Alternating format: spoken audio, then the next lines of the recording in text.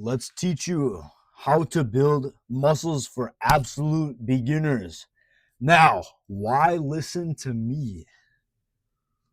Because I'm stronger, I'm smarter, I'm better. I'm just kidding. Listen to me because I've been through it all, right? I've been fat, I've been skinny, I've been skinny fat, and I've went through all of it, okay? So I know what's going on here. Generally, I know what's going on. No, I know everything. Now, one question before we get started. Are you fat or are you skinny? Because we're going to go over that. If you're fat and you're trying to get lean, focus on building muscle and strength. Don't try and just go get on the treadmill and just do that, because if you're fat and you like lose weight, you're gonna get like flabby skin and all that and everything. It's gonna like wobble around and everything like when you walk. So if you build muscle at the same time, that will like kind of fill out. And if you actually focus on building muscle and strength, you're actually burning calories while doing that. So burning fat will just be a side effect of your strength and muscle training. So, what I also need you to be doing, guys, is eating meat. Eating more meat is going to get as much protein as possible, basically. And animal protein is way better than plant protein. It's going to build you way more muscle because of the high amino acids, high L-arginine, which upregulates, which turns off somatostatin, makes you release more growth hormone, whatever, and has more leucine foods in it, which builds muscle. And also, people might not tell you to do this, the low carb and keto community, but I want you to eat carbs throughout the day. Not a lot of carbs, not a whole lot of carbs, just like a minimal amount throughout the day.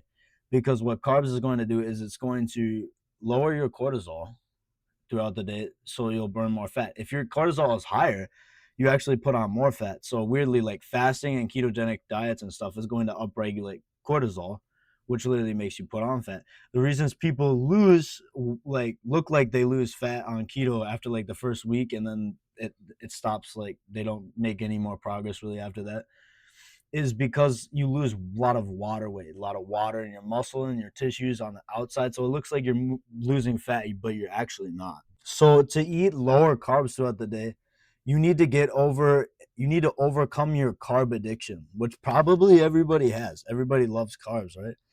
And the cause of carb addiction is your attachment to the food. So I had many times when I went on diets, this is why diets don't work, is because it cuts out an entire area of food and you're only left with this, or this. So what are you going to do with those three options? You're going to eat so much. You're going to eat as much as possible, try and cram as much. Like I remember when I could only eat rice, I would have like a ton of rice at a time, and that is not healthy at all. Not only for like putting on weight and stuff and losing weight, but it actually makes you age faster because you're spiking your insulin and stuff like this throughout the day. So to remove your attachment to food, you need to have smaller portions throughout the day, because if you get really hungry, you'll have the urge to eat a lot. So if you have tiny portions throughout the day, you'll never get hungry. Think about it. And if you switch the variety of foods, so I'll have this fruit, I'll have that fruit, I'll have this, I'll have that. You have different options to choose from, so you won't get attached to a single food. It will be more of like a abundance mindset instead of being needy for one specific food. Another trick that will stop you from overeating carbohydrates is drinking a lot of water every single time. Every single time before you have a carb meal, before you have a little carb snack throughout the day, right? Drink a lot of water. And after that, you'll feel like your stomach is full, and you'll feel like eating less. You won't feel like you have to eat as much carbs to satisfy you. And if you're eating throughout the day, you'll be mostly satisfied. Your cortisol levels will be more flat and lower, and you'll build more muscle and burn more fat. Your hormones will be better, everything. Now, if you're skinny and you're trying to bulk up, this is definitely what I recommend. Liquid calories are the easiest calories to get down. You just have to drink them. You don't have to chew them. If you don't feel like eating, you think about how easy drinking something is, right? So I want you to have liquid calories and put like protein shake, whatever. It can have like milk. Milk is kind of high in estrogen. If I were to choose a certain kind of milk, I would choose goat milk because it has less estrogen, more testosterone in it. And add eggs to crack a bit of eggs in the shake also. And if you have like the protein shake, you won't be able to taste the eggs. And if you don't like the taste of eggs for whatever reason, if you're scared to eat raw eggs, people do it all the time. And it's literally an ingredient in mayonnaise, which you eat anyway, is raw eggs.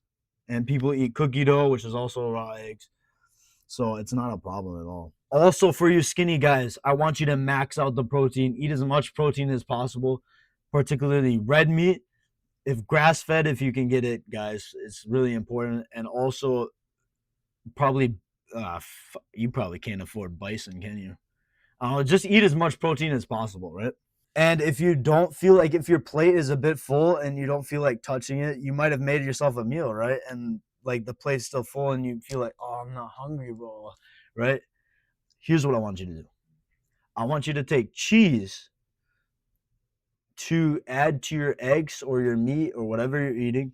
And cheese is literally, it's literally a hack to eat more. I'm telling you, it makes it taste so good. It makes everything taste so good.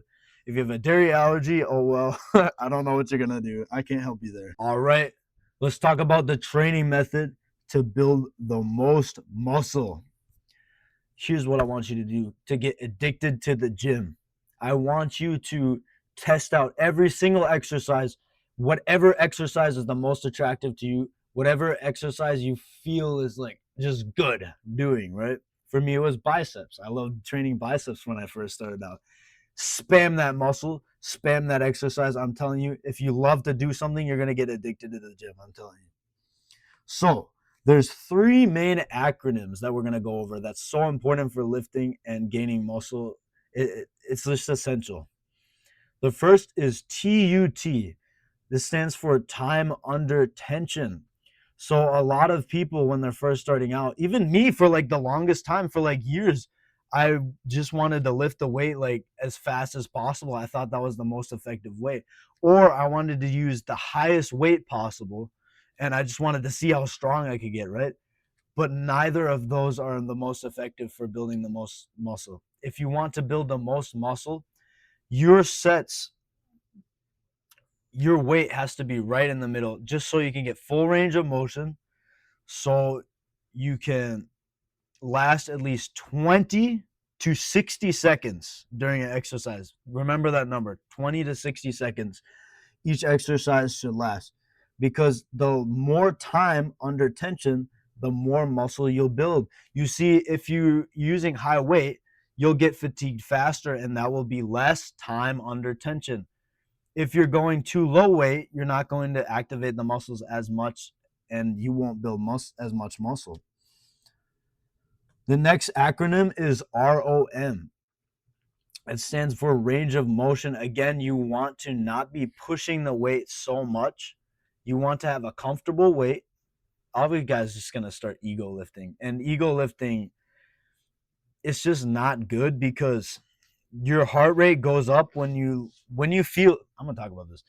When you feel your ego like going up, your heart rate like increases. And when your heart rate increases, you're wasting energy. And when you're wasting energy, you feel like you're breathing fast and like hard. That means your cortisol, not only is your cortisol spiking, but you're wasting energy that could be used on the mechanical tension. You're breathing, going, all your energy is going to your breath and your heart rate and your thoughts rather than the muscle, right?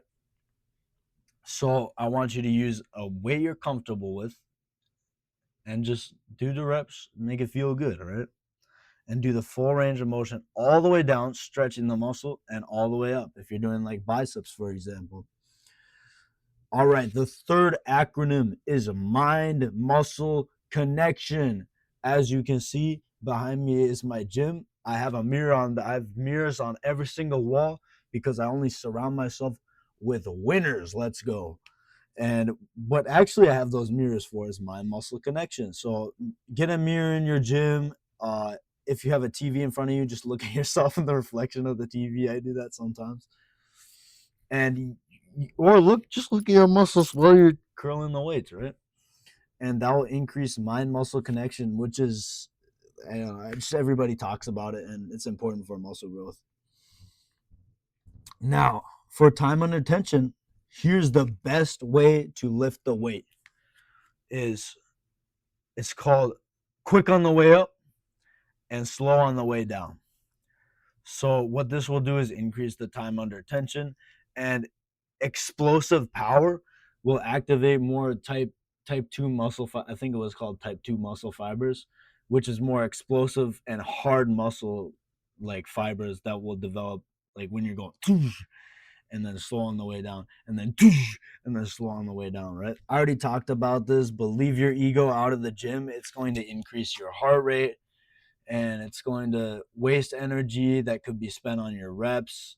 And just have fun, guys. Just have fun in the gym and love yourself. Thanks for watching this video. Have a good one.